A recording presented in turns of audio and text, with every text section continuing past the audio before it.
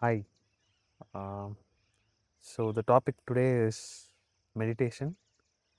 Uh, what is meditation like to me, and how I see meditation? What is my experience, internal experience while doing meditation, and where it is actually taking me? And yeah, these are the things which I'll be like sharing with you people today. Yeah, so I started meditating before like 4 5 years, where like I was so because once in my lifetime I was not able to sleep, where my like brain was active throughout the day and night. Like a lot of thoughts keep popping up all the time. So like life pushed me to get into meditation so deep to just to stop thinking. So I feel that extreme way of my brain behaving to like think is what made me to also go so deep into meditation, and also I could find answers through meditation. Yeah, I've done few like learned techniques like vipassana, kriya yoga, shambhavi, and like yoga, pranayamas and meditations as well. So in this journey what I understood is meditation is to get into that nothingness, to be alive without thoughts. It is possible to be alive without thoughts. It is definitely possible if in case if you have a doubt, because a lot of people say like it's not possible, but yeah, it is possible. And you practice it again and again, and with a lot of intensity and lot of focus on anything. Like while doing meditation is mostly what I did with breath, where I like continuously like watch my breath, the inhale and exhale. And so at some point of time you slip into meditation after that. Yeah, so like in general, like meditation in vipassana or pranayamas, like in yoga or like shambhavi or anything which you take, so the initiation is to first settle you down, calm you down, make you concentrate, make you focus on anything.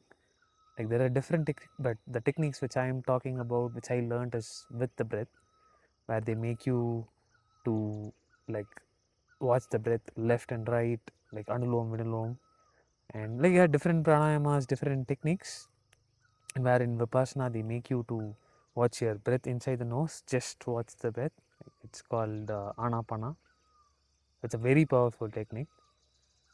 Yeah, so continuing that, they also introduce many other things like by watching the body and the sensations, all those things. But yeah, so you can take any thing or any material to watch, to focus on, and probably like that focal point take slips your consciousness to a meditative point. So that is when the meditation happens. All the process which they teach you is to get slip into that meditation zone. So how would be the experience, or how would someone feel like the meditation is? So when you continuously like watch and focus so deeply, like even a fraction of second, like where you are not allowing a thought to enter. And for example, like if right now I'm watching you, the camera, yeah, just like putting your heart, soul, mind and body, everything to that, and doing it completely, surrendering to that element. For example, in my case it was breath. If I take anapana as a technique, when I watch the breath which is going in and out, even without a little fraction of like not distracting or not going away from the breath, when I put my consciousness completely on the breath, like where how the breath inhales inside, goes to the nostril and goes to the chest and goes to the stomach, and wherever like the expansion happens in your body, when you completely observe each and every moment, and also when you release the breath, how it comes like from your body, stomach and like chest area, throat, and from the nostrils and outside. So when you watch this for a long time, when you keep like practicing it with full intensity, full like a kind of a desire or an ambition to go beyond the breath, so that is when you will step into a zone where like when I like so after some point of time I got to know, okay, this is what I'm landing. Like when you I know like when I'm slipping into that position and to the zone and not. And when you watch and at some point of time you just slip like without, it's not that okay, like if I watch 1 2 3 4 fourth breath I'll just slip. It's not like that. It is just slipping into sleep. Exactly. You would no one knows when they are slipping into sleep, because it happens very naturally. Like it's not with any control is in the mind. So this meditation happens when you go without the control of the mind.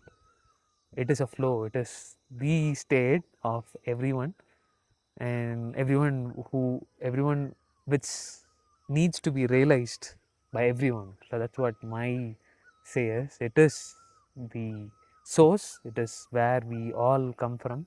Everything starts from there. That is the source. That is the nothingness. That is the emptiness, void. And in our like mythology, they call it as Shiva. So that's an energy where you are like we term Shiva as an terminology to state what is emptiness or void in English. So to express that with an energy, we give it as Shiva. And yeah, so I don't want to get into the topic of God. Like I will cover it in some other in a video. But now like that Shiva moment where you slip, so that how will be the experience of that Shiva moment. I would love to explain with an example. For example, if you're sitting in a room and in your bedroom, like it's my own example. When I started like meditating Kriya Yoga for a long time, I had this experience, what I felt with me. So luckily, like whenever I'm a very analytical person, I'm a software engineer, so I do like analyze what is that and like put it. I will try to put it in words and logics. So this like my job, which helped me to put words and logics to whatever which I have felt and experienced. So I'm blessed to work as a software engineer. I got this experience so that I can share it to other people. So when I was sitting in my bedroom and like I was meditating, doing Kriya Yoga, so that time, at the time it ends, the whole process of Kriya Yoga is to get into meditation. So the whole structure of Kriya Yoga got over, and once you slip into that meditational zone, I felt there is a room, there is a house, and it is a locality, and there is a fan on the top, or like AC which is running, or like there is like doors and like neighbors and like outside trees, and there will be small sparrows, like a lot of like sounds, and everything is just happening, and I'm sitting in that room. For example, if you draw the whole scene in a cardboard or in a board, like where the house is there, like there are a lot of like greenery outside the house and inside the bedroom, and one guy is sitting near the bed and like he's meditating on his mat, or whatever like it is. So the moment when I got into the zone so deep, like when I so connected with very meditative, like so I felt as if there is a drawing, and if you draw everything in a two-dimensional way, and if there is a bedroom and inside that a being is sitting.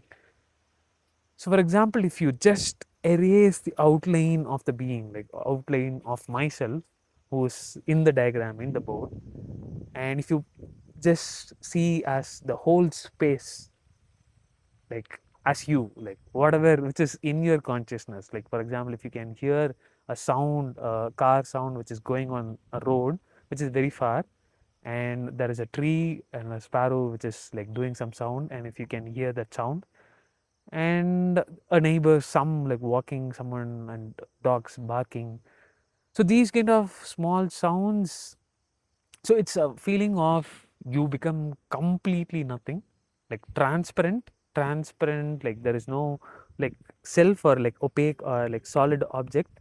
So when you sit, you can feel the weight. I can right now feel the weight which is like pressing on the stone.